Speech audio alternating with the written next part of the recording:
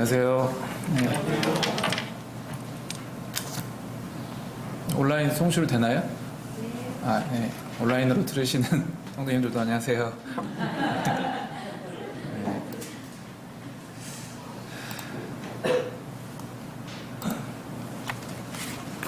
날씨가 어제는 조금 풀린 것 같다가 오늘은 다시 좀 쌀쌀해진 것 같아서 감기 조심하시기 바랍니다. 지난달에 그 D.L. 무디의 생애와 교훈의 그 명언 5개에 대해서 살펴봤었습니다.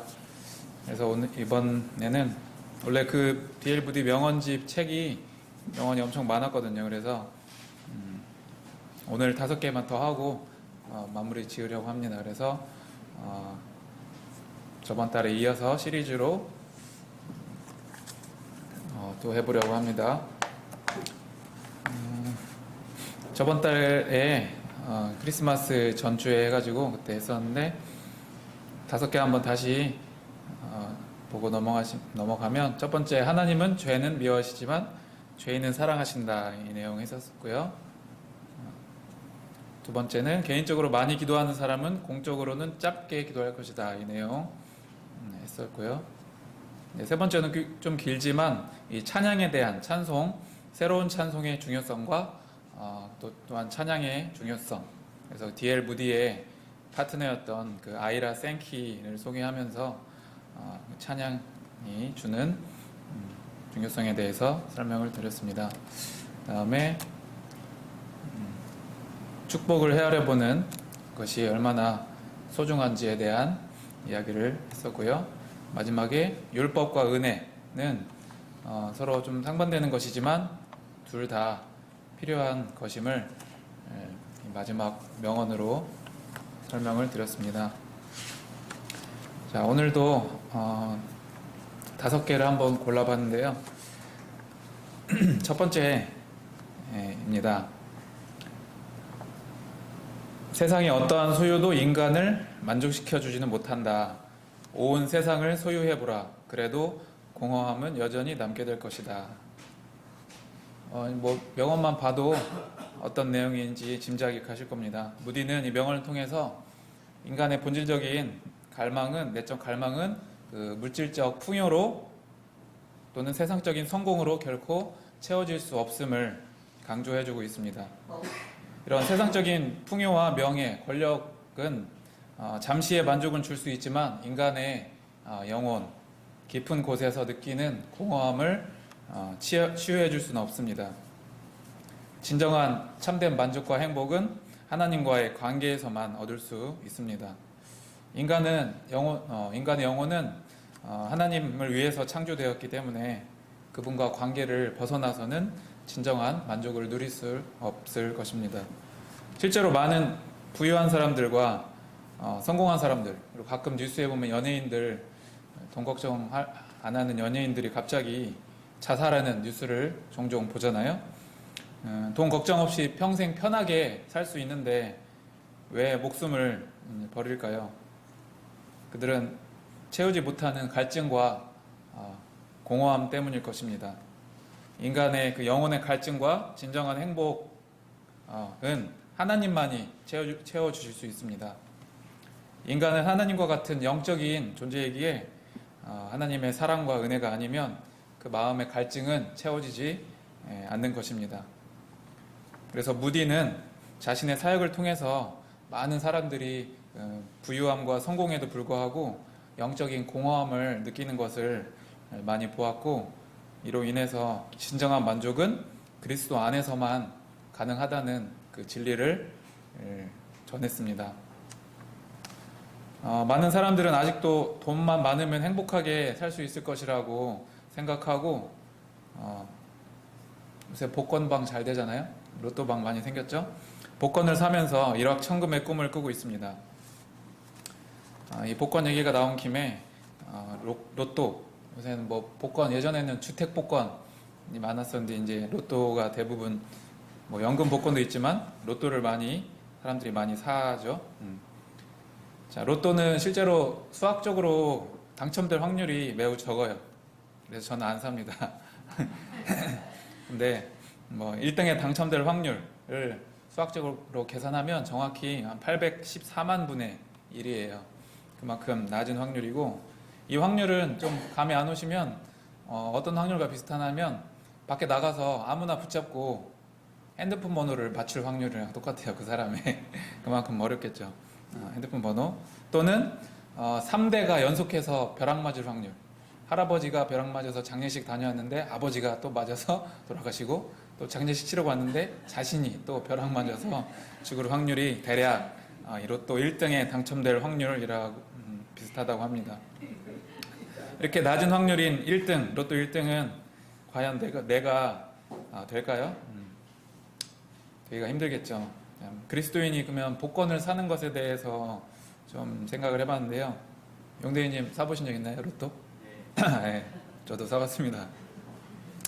복권 사는 것 자체가 죄는 아니지만 신앙적으로 고려해 볼 몇 가지 이유가 있다고 생각합니다. 우리가 복권을 사는 가장 큰 이유는 쉽게 큰 금액의 돈을 얻기 위한 욕망과 그 탐심에서 시작되는 경우가 많습니다.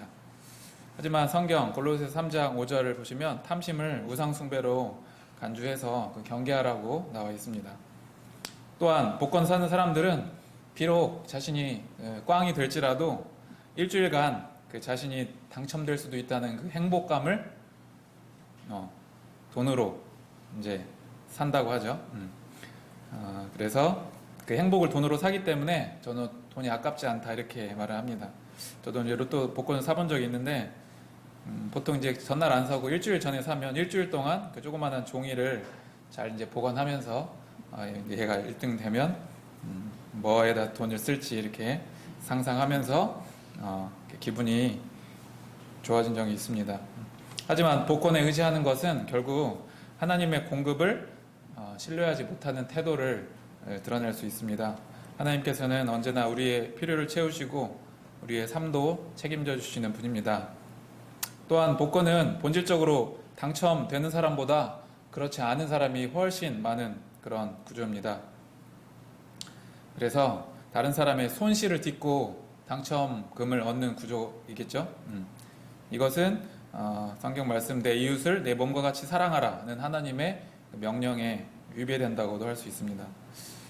그리고 마지막으로 하나님께서는 우리가 가진 모든 것을 하나님의 영광과 이웃 사랑을 위해 사용하라라고 하셨습니다. 하지만 이 복권 구매로 쓰이는 돈은 우리의 자원을 좀 무책임하게 사용하는 것이 될 수도 있습니다. 그리고 복권 사는 사람들은 한 번만 사는 게 아니라 많은 사람들이 꾸준하게 이렇게 정기적으로 구입하기 때문에 그 돈을 한 1년 동안 계산하면 좀 꽤 큰 돈이 될 것이고, 이러한 돈은 하나님의 뜻에 따라 쓰였다면 더 유익하게 쓰일 수 있었던 그런 자원이었을 것입니다.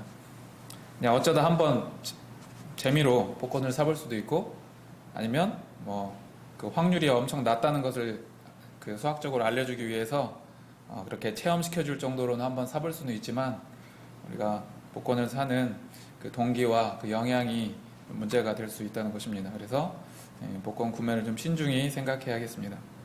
우리의 시선은 이 복권이 아닌 하나님께 향해야 하고, 그 하나님의 방법과 뜻 안에서 우리의 삶이 충족됨을 믿는 성도님들 되었으면 좋겠습니다. 관련된 말씀, 이 명언과 관련된 말씀을 보면 같이 읽겠습니다. 시작. 전도자가 이르되 헛되고 헛되며 헛되고 헛되니 모든 것이 헛되도다. 네. 세상적인 소유와 성취가 결국 헛되고 허망하다는 이 솔로몬의 고백입니다. 두 번째 시작. 은을 사랑하는 자는 은으로 만족하지 못하고 풍요를 사랑하는 자는 소득으로 만족하지 아니하나니 이것도 헛되도다. 네, 물질적인 것들은 인간의 욕심과 마음을 채우기에 부족하다는 진리를 성경이 알려주고 있습니다. 마지막 시작. 너희를 위하여 보물을 땅에 쌓아두지 말라. 거기는 좀과 등록이 해하며 도둑이 구멍을 뚫고 도둑질하느니라. 오직 너희를 위하여 보물을 하늘에 쌓아두라. 거기는 좀이나 동록이 해하지 못하며 도둑이 구멍을 뚫지도 못하고 도둑질도 못하느니라. 내 보물 있는 그 곳에는 내 마음도 있느니라. 세상의 부가 아니라 영원한 하늘의 보물을 추구하라는 예수님의 가르침입니다. 적용입니다. 명언을 어떻게 적용시킬지 생각해 봤는데요. 첫 번째, 가치 기준 재정립하기, 삶의 우선순위를 다시 정하는 것입니다. 자신의 삶에서 무엇을 가장 중요하게 여기는지 우리가 다시 점검해 보야겠습니다. 세상의 성공이나 부, 명예에 집중하기보다는 영원한 것을 추구하는 것이 더 실속 있고 가치 있으며 그것이 하나님이 기뻐하시는 일입니다. 하나님과의 관계를 가장 우선순위에 두고 그분의 말씀과 뜻에 따라 사는 것이 살아야 하고 실천해야 하겠습니다. 인간의 진정한 영혼의 만족은 하나님과 동행할 때만 이루어진다는 사실입니다. 두 번째, 소유가 아닌 감사로 채우기. 우리가 가진 것을 바라보면서 감사하는 습관을 들여야 하겠습니다. 우리는 가진 것이 너무 많은데 그걸 잘 모른 채 살아가고 있습니다. 하나님께서는 우리 대한민국에게 많은 걸 주셨고 그 축복들에 대해서 감사하며 만족하는 삶을 살아야 합니다. 감사는 세상적인 부족함과 부족하게 살아가고 있다는 잘못된 생각에서 벗어나서 하나님께서 주시는 만족과 평안을 경험하도록 도와줍니다. 세 번째, 다른 이들을 사랑으로 섬기기. 공허함을 느낄 때 자기 만족을 추구하기보다 다른 사람들을 섬겨보는 것을 원합니다. 예수님께서 섬김과 희생으로 만족을 보여주신 것처럼 우리가 사랑으로 다른 이들을 섬길 때 하나님 안에서 참된 기쁨을 경험할 것입니다. 올 한 해는 사랑으로 더 베풀고 섬기는 성도님들 되었으면 좋겠습니다. 자, 두 번째입니다. 내가 4년 동안 취했던 하나의 법칙은 예수 그리스도를 개인적인 친구로 삼았다는 것이다. 그리스도는 단순히 신조나 교리 등을 가지고 있는 것이 아니다. 우리가 소유하고 있는 것은 그리스도 자신이다. 우리가 그리스도를 받아들인 그 순간 우리는 그를 친구로 받아들여야 한다. D.L. 무디는 신앙의 본질이 이런 교리적 지식이나 종교적 규칙을 따르는 것이 아니라고 말합니다. 예수님은 멀리 계신 분이 아니라 가까운 친구로서 우리와 함께 하시기를 원하십니다. 신앙은 살아있는 관계로 이루어지고 예수님을 우리의 개인적인 친구로 받아들이는 것이 신앙의 중요한 것이라고 말을 하고 있습니다. 진정한 친구는 서로 사랑하고 서로 아픔을 나누고 기쁨을 나누는 존재고, 친구는 주종 관계가 아니죠. 주종 관계가 아니고 친밀한 동반자 관계가 진정한 친구 관계입니다. 친구로 대하는 것의 의미를 좀 살펴보면 우리가 친구한테 비밀을 털어놓듯이 예수님에게도 숨김없이 뭐든지 털어놓는 것입니다. 또한 그분과 정기적으로 대화하고 기도하고 친밀함을 쌓는 것입니다. 우리가 친구한테 무슨 일이 일어나는지에 대해 관심이 있잖아요. 그리고 그렇게 하듯이 예수님도 우리의 삶의 작은 일들까지 관심을 갖고 계시다는 것을 믿는 것입니다. 예수님을 친구로 둔다면 우리가 얼마나 든든할지 상상해 보았습니다. 실제로 세상에서도 좋은 친구가 있으면 참 든든하잖아요. 항상 옆에 있으면서 어려움과 기쁨을 이해해주고 우리의 연약함까지 넘어짐까지 다 이해해줍니다. 예수님도 우리와 같은 인간으로 오셔서 인간의 고통과 유혹을 다 경험하셨기 때문에 우리 인간의 연약함을 누구보다 다 잘 아시고 이해해 주십니다. 또한 요한복음 15장 13절에 사람이 친구를 위하여 자기 목숨을 버리면 이보다 더 큰 사랑은 없나니 라고 하셨습니다. 예수님은 친구인 우리를 위해서 자신의 생명을 내어주셨습니다. 이것보다 더 큰 사랑은 없겠죠. 세상에 예수님을 제외하고 이러한 친구가 있다면 진짜 행복한 사람일 것입니다. 사실 저는 친구가 많이 없는데요. 어릴 적 이제 친한 친구들도 멀리 떠나서 연락이 뜸하고 또 대학교 친구들도 다 지역이 멀리 떨어져 있어서 막 제주도, 경상도 그래서 만나기가 많이 힘듭니다. 또 이렇게 나이 먹고 결혼 생활을 하니까 또 만나기도 더 힘들더라고요. 저희 자매는 가끔씩 친한 친구들을 만나서 밥도 먹고 하는데 저는 생각해 보니까 속 깊은 것까지 나눌 친구가 거의 없어서 부럽다는 생각을 해봤습니다. 하지만 예수님께서 나의 진정한 친구가 되어주시고 그로 인해서 세상에서 줄 수 없는 진정한 행복과 위로를 경험할 수 있음에 감사가 됩니다. 또한 우리가 하나님 안에서 온전하게 바르게 살아갈 때 하나님께서 또 이 세상에서 적절한 친구를 우리 삶에 보내주실 것이라는 그런 기대도 하게 됩니다. 자, 관련된 말씀입니다. 같이 읽겠습니다. 시작. 이제부터는 너희를 종이라 하지 아니하리니 종은 주인이 하는 것을 알지 못함이라. 너희를 친구라 하였노니 내가 내 아버지께 들은 것을 다 너희에게 알게 하였습니다. 제자들에게 하신 말씀인데요. 예수님께서 제자들을 친구로 부르시면서 이렇게 친밀한 관계를 원하신다는 그런 말씀입니다. 두 번째 시작. 볼지어다 내가 문 밖에 서서 두드리노니 누구든지 내 음성을 듣고 문을 열면 내가 그에게로 들어가 그와 더불어 먹고 그는 나와 더불어 먹으리라. 네, 예수님께서 우리 삶에 직접 들어오셔서 가까운 교제를 나누기를 원하신다는 내용의 그런 말씀입니다. 네, 삶의 적용입니다. 예수님과의 개인적인 교제 강화하기. 예수님을 단순히 경배의 대상으로만 여기는 것이 아니라 우리의 친구로 받아들이고 대화를 해보시면 좋겠습니다. 친구에게 이야기하듯이 기쁨과 고민과 슬픔 또한 감사의 순간을 예수님과 같이 나누면 좋겠습니다. 이렇게 날마다 예수님과 대화하면서 동행하는 습관을 들이는 것이 예수님과 친구가 되는 과정입니다. 두 번째, 신앙의 형식보다 관계에 집중하기.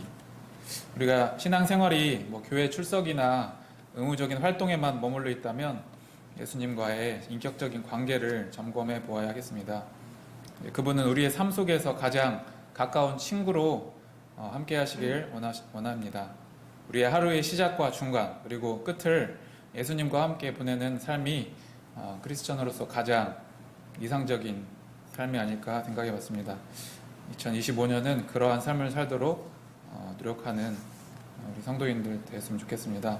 우리가 하루를 시작하면서 첫 마음을 예수님께 드리는 자세는 이제 그날의 방향과 태도를 결정하는 데 중요한 역할을 할 것입니다. 저도 이제 작년에 문제가 많았던 저희 반 학생이 있었는데요. 이제 학교 후에 이제 오토바이 배달 일을 하면서 혼자 장항에서 이제 자취하는 학생이 있었는데 지각도 많이 하고 결석도 자주 하는 학생이었는데 오늘은 학교도 안 오고 이제 연락이 안 돼서 전날 밤에 엄청 막 고민을 하고 걱정을 했던 적이 있었습니다. 아침에 이제 기도를 하면서 제 염려를 주님께 맡겼을 때 하루를 평안하고 담대하게 시작할 수 있었고 그 학생 일도 원만하게 잘 해결된 적이 있습니다. 잠언 16장 3절에 너희 행사를 여호와께 맡기라 그리하면 내가 경영하는 것이 이루어지리라 는 말씀처럼 그 아침에 해야 할 일과 그 아침에 이제 일을 하면서 예상되는 일들의 어려움, 그 다음에 만날 사람들과의 관계 등을 아침에 예수님께 맡기면서 지혜와 인내를 구하는 하루의 시작이 되셨으면 좋겠습니다. 당연히 시간이 된다면 큐티하면서 말씀도 읽으면서 하나님의 뜻과 사랑을 깨달으면 더욱 더 아침이 풍성한 하루가 되겠고, 근데 하루의 중간에는 아마 일하시느라 다 바쁘실 것입니다. 하지만 일상에서 순간순간 예수님께 의지하면서 짧은 기도를 드리는 습관도 중요하다고 생각합니다. 우리의 모든 행동과 업무들을 예배로 드린다고 생각한다면 그 일상의 일조차도 하나님께 영광을 돌리는 시간이 될 것입니다. 그러니까 업무를 하면서 어떤 중요한 결정이나 어떤 선택을 할 때 하나님께 도와달라고 하는 그런 인도를 구하면서 지혜로운 결정을 내리게 해달라고 예수님께 부탁을 할 수 있습니다. 그리고 또한 만나는 모든 사람들에게 친절하게 대하고 용서할 것이 있으면 용서하면서 예수님의 사랑을 나누는 그런 하루의 중간이 되면 좋겠고요. 그리고 마지막으로 하루를 마치면서 하루 동안 있었던 일들을 돌아보면서 감사의 기도를 드리고 또한 좋은 일뿐만 아니라 어려움 속에서도 함께 하셨던 예수님께 감사하고 또 잘못된 행동이나 태도가 있다면 저녁에 자기 전에 회개하면서 용서를 구해야겠습니다. 또한 자기 전에 그런 평안한 잠도 예수님께서 주셔야 가능하므로 평안한 잠과 또한 내일의 다음날의 삶을 의탁하는 기도도 필요합니다. 이렇게 하루의 아침부터 마지막까지 하나님과 함께하는 삶에 대한 내용이 담긴 책을 제가 이제 부모님 집에서 봤는데, 그 책이 이제 그 왼쪽에 있는 날마다 하나님과라는 생명의 말씀사에서 나온, 제가 태어난 해에 나온 1983년의 책이더라고요. 근데 이 책이 이제 요새 다시 나왔는지 이제 쳐봤는데 거의 똑같은 책인 것 같아요. 저도 이제 사보지는 않았지만 지금 저자가 똑같고 그 번역가가 똑같은 거 보니까 매튜 헨리의 온종일 기도라는 책으로 40년 만에 다시 출판이 된 것 같아요. 그래서 한번 사서 한번 비교를 해볼 생각입니다. 그래서 책을 읽어보셔도 이 책이 이제 3챕터 3개로 되어 있는데, 이제 아침 하루를 시작하면서, 그 다음에 하루의 중간, 그 다음에 하루를 마치면서 이렇게 3챕터로 어떻게 하나님과 동행하는 삶을 살지에 대한 내용으로 되어 있습니다. 그래서 거기 지금 오른쪽에 그 새로 나온 책에 하얀색 글씨로 처음에 하나님과 함께 하루를 시작하고 하나님과 함께 하루를 지내고 하나님과 함께 하루를 마친다라고 이제 설명이 되어 있는데, 그렇게 해서 아마 3단락으로 나누어서 되어 있는 것으로 예상됩니다. 네, 3번째입니다. 나는 성경에 내가 이해하지 못하는 내용들이 많이 있다는 사실에 기쁨을 느낀다. 내가 성경을 다른 책 읽듯이 쉽게 읽을 수 있다면 나도 그만한 책을 저술할 수 있다고 생각하게 될 것이다. 네, 이 명언을 통해서 D.L. 무디는 성경이 인간의 한계를 넘어선 하나님의 말씀임을 알려주고 있습니다. 성경은 매우 신비롭고 깊이 있는 진리로 가득 차 있으며 이 인간의 제한된 이해력으로는 완전히 파악할 수 없는 그런 내용들이 많이 있습니다. 사실 창세기 처음부터 우리는 뭐 하나님이 태초에 천지를 창조하신 것은 당연하게 이제 받아들이지만, 무에서 유를 창조하시는 하나님을 보면 그런 인간의 이성과 과학적 경험으로는 납득하기가 어렵죠.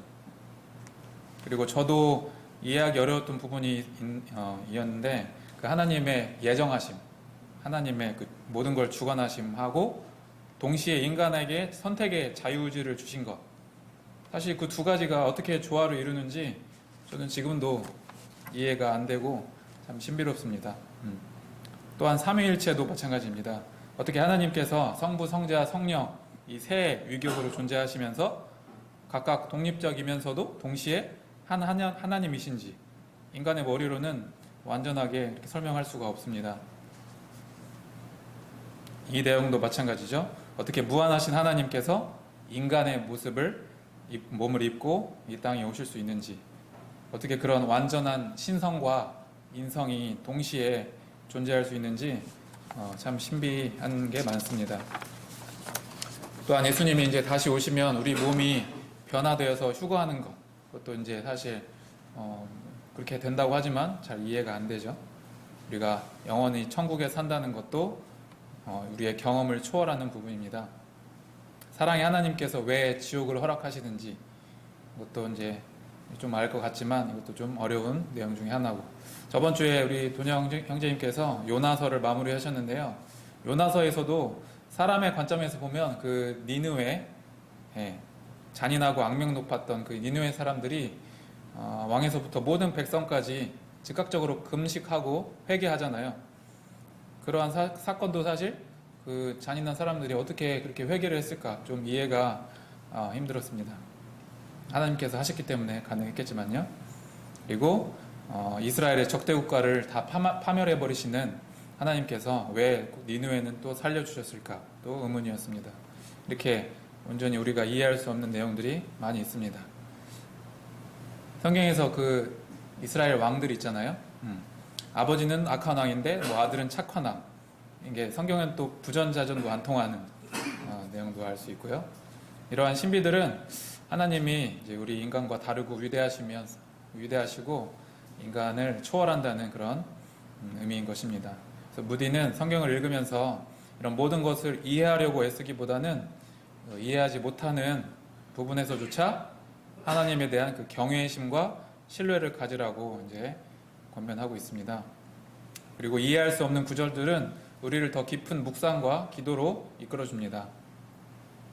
마지막으로 성경의 위대함은 우리가 알 수 없는 이런 신비 속에서도 하나님의 거룩한 뜻과 계획을 담고 있다는 데 있습니다. 관련된 구절 살펴보겠습니다. 시작. 이는 내 생각이 너희의 생각과 다르며 내 길은 너희의 길과 다름이니라. 여호와의 말씀이니라. 이는 하늘이 땅보다 높음같이 내 길은 너희의 길보다 높으며 내 생각은 너희의 생각보다 높음이니라. 하나님의 생각과 길이 우리 인간의 이해를 초월한다는 걸 보여주는 말씀입니다. 두 번째, 시작. 깊도다 하나님의 지혜와 지식의 풍성하며 그의 판단은 헤아리지 못할 것이며 그의 길은 찾지 못할 것이로다. 하나님의 지혜와 지식이 인간의 이해를 초월함을 찬양하는 그 사도 바울의 고백입니다. 시작. 사람의 일을 사람의 속에 있는 영 외에 누가 알리요?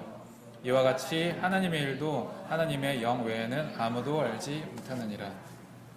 이 말씀도 하나님의 말씀을 우리 인간이 이해하는 데에는 성령님의 도우심이 필요하다는 그런 말씀으로 해석할 수 있겠습니다. 자, 그러면 우리는 어떻게 해야 할지. 첫 번째, 겸손하게 하나님 말씀 받아들이기. 우리가 성경을 읽으면서 다 모든 걸 이해하려고 하기보다 이해하지 못하는 부분에서 하나님의 크심과 하나님의 지혜를 인정해야겠습니다. 신앙은 단순히 이해에만 기초하는 것이 아니라 하나님을 신뢰하는 그 믿음 위에 세워집니다. 다시 말해서 신앙은 모든 걸 이해하려는 인간적인 시도를 넘어서 겸손하게 하나님의 뜻과 계획을 신뢰하고 이제 순종하면서 살아가는 것이 신앙입니다. 두 번째, 성경을 끊임없이 탐구하기, 연구하기, 공부하기. 우리 대학교에서 고등학생들을 이제 선발할 때 입시에서 좋게 보는 것 중 하나가 학생의 그 호기심과 학생의 탐구 능력을 되게 주의 깊게 봅니다. 그래서 생활기록부에 그런 학생의 탐구 능력이 잘 드러나면 대학교에서 이제 수시에서 뽑습니다. 탐구는 거창한 것이 아니라 수업 시간에 그 과목에 대해서 학생이 배우면서 더 알고 싶거나 호기심이 생긴 것들을 스스로 주제를 정해서 책을 찾아보고 논문 등을 찾아봐서 더 깊이 이해하고 이렇게 확장시켜가는 그런 활동을 탐구라고 하는데요. 요새 고등학생들 수행평가로 이 탐구 활동을 많이 실시하고 있습니다. 우리 가장 중요한 성경에서도 이러한 탐구를 우리가 해야 합니다. 성경을 읽으면서 이해하지 못하는 부분은 끊임없이 그런 탐구와 연구를 통해서 점점 더 깊이 우리가 깨달아질 수 있습니다. 저도 매년 똑같은 이제 수학을 가르치지만 계속 공부하다 보면 또 새롭게 보이는 것이 있고 더 깊이 이해되는 내용들이 매년 또 나와서 같은 내용, 같은 교과서를 같은 과목을 하는데도 작년 학생들에게는 미처 알려주지 못했던 내용들이 매년 또 새로 생기는 것을 경험하고 있습니다. 하나님께서 창조하신 수학도 그런데 하나님의 말씀인 성경은 더 그렇지 않겠습니까? 그래서 우리가 성경 읽기를 멈추지 않고 지속적으로 하나님께 지혜를 구하는 기도를 하면서 말씀을 연구하고 공부하고 탐구해야겠습니다. 올해부터 사회자가 말씀드렸는데 금요집회로 모여서 교재를 정해서 공부를 하고 있는데요. 이런 성경 공부 모임들이 더 많이 생기고 활성화돼서 애들이 열심히 성경을 배워갔으면 좋겠습니다. 세 번째, 하나님의 신비를 경외하고 기뻐하기. 우리가 이해할 수 없는 하나님의 말씀과 뜻을 경외해야 하겠습니다. 경외한다는 것은 단순히 두려워하는 것이 아니라 그 무한하신 하나님의 능력과 지혜를 인정하면서 존경하는 태도를 가지는 것입니다. 이해되지 않는 부분도 하나님께서 우리의 삶 속에서 완성해 가실 것을 신뢰하면서 그 신비를 기쁨으로 받아들여야 하겠습니다. 이해하지 않는 그런 순간을 원망하거나 부정적으로 생각하지 말고 기쁨과 감사로 받아들인다면 우리의 믿음이 또 성장할 것입니다. 이삭을 바치려는 하나님의 명령을 받았을 때 아브라함은 그 뜻을 이해를 했을까요? 일단 제대로 이해하지는 못했을 것입니다. 하지만 아브라함은 신뢰로 하나님의 명령을 응답했고 결국 하나님의 놀라운 뜻이 그의 삶에서 드러났습니다. 그래서 우리가 이해하지 못하는 상황과 말씀조차도 이제 우리를 향한 선한 계획 가운데서 이루어 가신다는 것을 아셨으면 좋겠습니다. 네 번째입니다. 예수를 오래 믿은 그리스도인들 중에 잘못을 잘 지적해내는 사람들을 많이 볼 수가 있다. 그들의 모든 비판은 한 사람의 영혼도 그리스도에게로 인도하지 못할 것이다. 당신이 완전한 설교자나 완전한 집회를 찾을 때까지 기다린다면 나는 당신이 1000년이 지나도록 기다려야 되지 않을까 두렵다. 이제 남의 허물을 바라보는 일을 깨끗이 청산하고 예수 그리스도만을 바라보자. 이 명언을 보면서 저도 많이 찔렸는데요. D.L. 무디는 이 명언을 통해서 교회의 연약함과 사람들의 그 허물을 바라보는 태도에 대해서 교훈해주고 있습니다. 어떤 그리스도인들은 다른 이들의 실수와 부족함을 지적하는 데만 몰두하지만 그러한 비판이 실제로 하나님의 나라를 세우는 데는 아무런 도움을 주지 않는다는 것입니다. 또한 완벽한 설교자나 완벽한 집회, 완벽한 교회는 존재하지 않음을 강조하면서 우리의 시선을 사람의 결점이 아닌 하나님, 예수님에게 고정시킬 것을 권면해주고 있습니다. 완전한 교회, 완전한 집회, 완전한 설교가 없는 그런 이유는 인간의 죄성과 한계 때문입니다.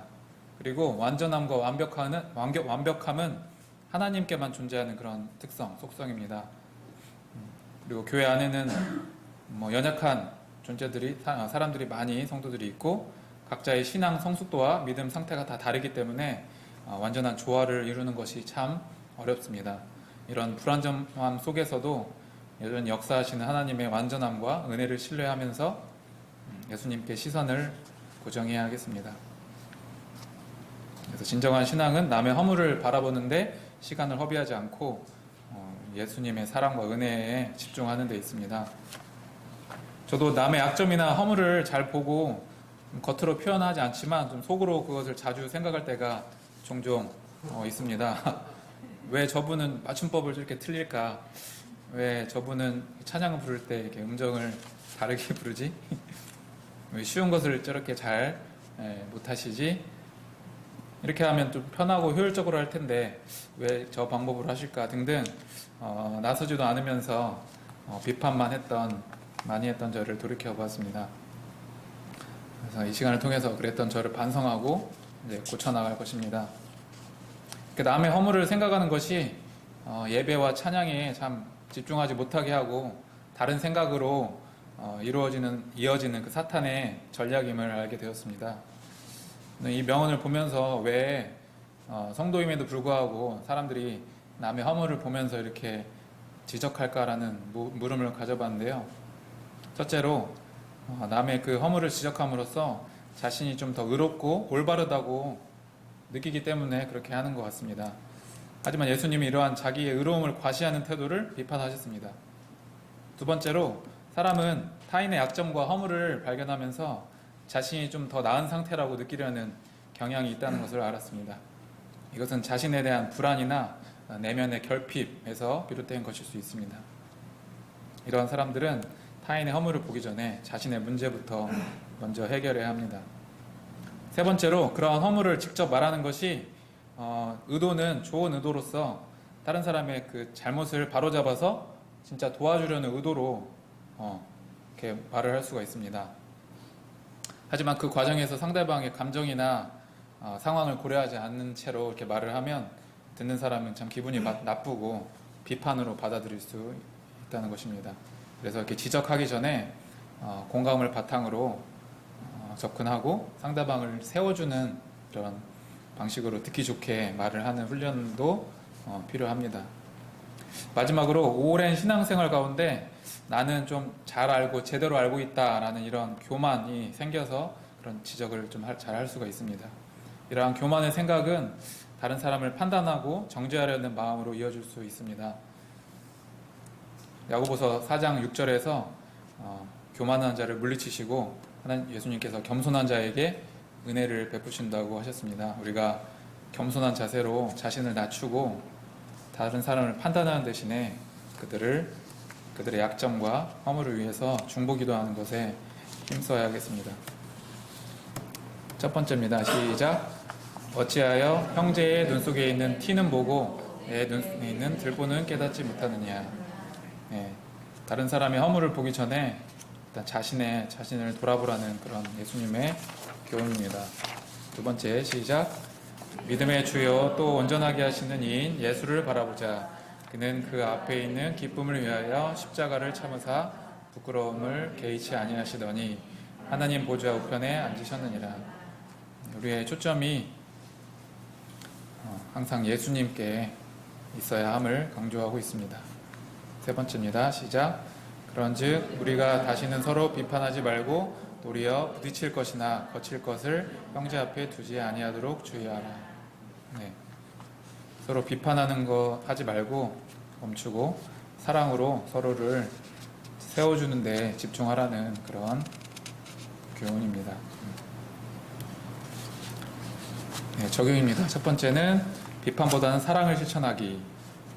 다른 사람의 허물을 들춰내기보다 그들을 이해하고 품어주는 사랑의 태도를 우리가 실천해야겠습니다. 비판보다 사랑과 격려의 말을 전하는 한 해가 되셨으면 좋겠고요.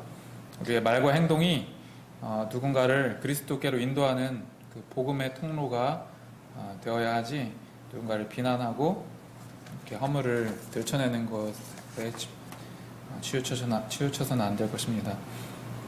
두 번째, 하나님 이외에 완전함을 기대하지 않기. 교회나 설교자에게 완전함을 바라고 그 기대에 못 미쳐서 실망하지 마셨으면 좋겠습니다. 그리고 책망하지 마셨으면 좋겠습니다. 모든 인간은 다 연약하고 오직 예수님만이 우리의 완전한 본이 되십니다. 그래서 우리의 시선을 인간이나 환경보다 하나님께 고정해야 하겠습니다. 세 번째, 자신을 돌아보는 신앙 갖기. 다른 사람 잘못 보기 전에 자신의 부족함을 먼저 돌아보는 겸손을 가져야 하겠습니다. 나를 천천히 돌아보면 부족함과 연약함이 많이 보일 것입니다. 이런 내가 하나님의 은혜 안에서 계속 성장하며 잘못된 부분은 고쳐나가고 부족한 부분은 메꿔가면서 그 은혜를 다른 이들과 나누는 데 우리가 초점을 맞추는 삶을 살아야겠습니다. 마지막 다섯 번째입니다. 우리는 찬송을 부르고 시편을 노래하고 기도를 드릴 수 있다. 그러나 우리가 만일 우리 생활에서 철저히 바르게 살려고 하지 않는다면 그것들은 하나님께 받아들여지지 않게 될 수도 있을 것이다. 이 말은 예배와 삶의 일치성을 얘기해주고 있습니다.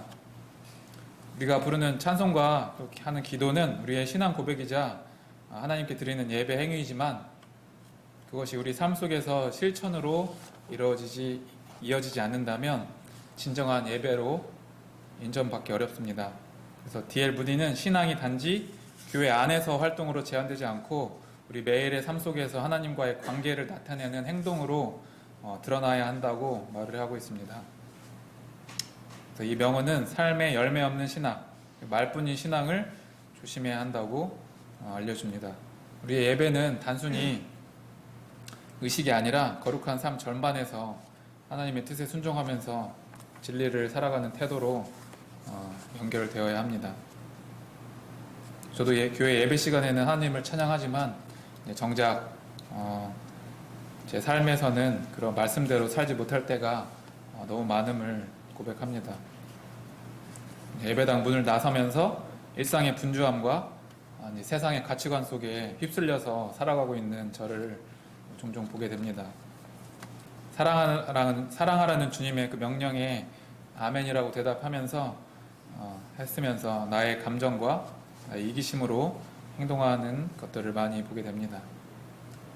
이사야서 29장 13절을 말씀에 입술로는 나를 공경하되 마음은 내게서 멀도다 라는 말씀이 참 저를 찌르는 것을 보게 됩니다. 이런 형식적이고 이중적인 모습을 회개하면서 저의 말과 행동이 예배의 연장선이 되도록 올해는 노력하려고 합니다. 그래서 나의 삶이 거룩해져서 삶 자체가 예배가 되도록 날마다 저를 새롭게 빚어주시기를 매일 기도하고 있습니다. 저번 주에 이제 2025년 겨울 전국 청년 캠프가 이제 거제에서 마쳤는데요. 이번 주제가 삶 속에서 드려지는 예배라는 주제였습니다. 그래서 송영길 형제님께서 주제 말씀으로 5시간에 걸쳐서 이 삶에서 드려지는 예배에 대한 말씀을 해주셨고, 유튜브로 우리 돈영 형제님이 학생 카톡방에 이제 올려놨는데 기회가 되신다면 성도님께서도 들어보셨으면 좋겠습니다. 관련된 말씀 구절입니다. 첫 번째, 시작. 내 노랫소리를 내 앞에서 그칠지어다. 내 비파 소리도 내가 듣지 아니하리라. 오직 정의를 물같이 공의를 마르지 않는 강같이 흐르게 할지어다. 하나님께서는 예배의 형식보다는 정의와 공의로 사는 삶을 원하신다는 그런 말씀입니다. 두 번째입니다. 시작. 너희가 손을 펼 때에 내가 내 눈을 너희에게서 가리고 너희가 많이 기도할지라도 내가 듣지 아니하리니 이는 너희의 손에 피가 가득함이라. 너희는 스스로 씻으며 스스로 깨끗하게 하여 내 목전에서 너희 악한 행실을 버리며 행악을 그치고. 하나님께서는 삶의 죄악을 돌이키지 않은 채 드리는 그런 형식적인 예배를 거부하신다는 그런 내용입니다. 세 번째입니다. 시작. 사람아, 주께서 선한 것이 무엇임을 내게 보이셨나니 여호와께서 내게 구하시는 것은 오직 정의를 행하며 인자를 사랑하며 겸손하게 내 하나님과 함께 행하는 것이 아니냐. 네, 참된 예배는 우리 일상생활에서 하나님의 뜻을 실천하는 그런 삶임을 말씀이 말해주고 있습니다. 네, 마지막 적용입니다. 첫 번째, 예배와 삶을 일치시키기. 우리의 신앙 고백이 이제 예배당 안에서만 머무르지 않기를 바랍니다. 찬송과 기도는 시작일 뿐이고 삶 속에서 우리가 예배자로 살아가기로 결단을 해야 하겠습니다. 우리의 모든 말과 행동이 하나님께 드려지는 그런 산 제사가 되게 해야 하겠습니다. 두 번째, 거룩하고 성실하고 바른 삶 살도록 실천하기. 새해를 시작하면서 작은 일 하나라도 철저히 바르게 행하려고 우리가 노력을 해야 하겠습니다. 가정에서나 직장에서 또는 이웃과의 관계 속에서 하나님의 성품을 닮은 삶을 살기로 이제 다짐을 하면서 살아야겠습니다. 하나님께서는 우리의 행동을 통해서 영광 받으시며 그러한 삶이 바로 하나님께서 받으시는 참된 예배라는 사실입니다. 세 번째, 하나님께 드리는 전인격적 헌신. 찬송과 기도는 우리의 전인격적 헌신을 표현하는 도구입니다. 새해에는 더 깊은 기도와 찬송을 드리면서 그와 동시에 삶의 모든 영역에서 하나님께 온전히 헌신하는 자로 살아갔으면 좋겠습니다. 우리의 시간과 재능 그리고 마음을 하나님께 드리는 한 해가 되셨으면 좋겠습니다. 그래서 진정한 신앙은 예배당 안에서뿐만 아니라 일상 속에서 어떻게 살아가느냐에 달려 있습니다. 그래서 2025년에는 예배와 삶이 일치하는 우리 권영록교회 성도님들 되셨으면 좋겠습니다. 네, 이상으로 오늘 5가지 명언을 해봤는데요. 이상으로 마치겠습니다. 감사합니다.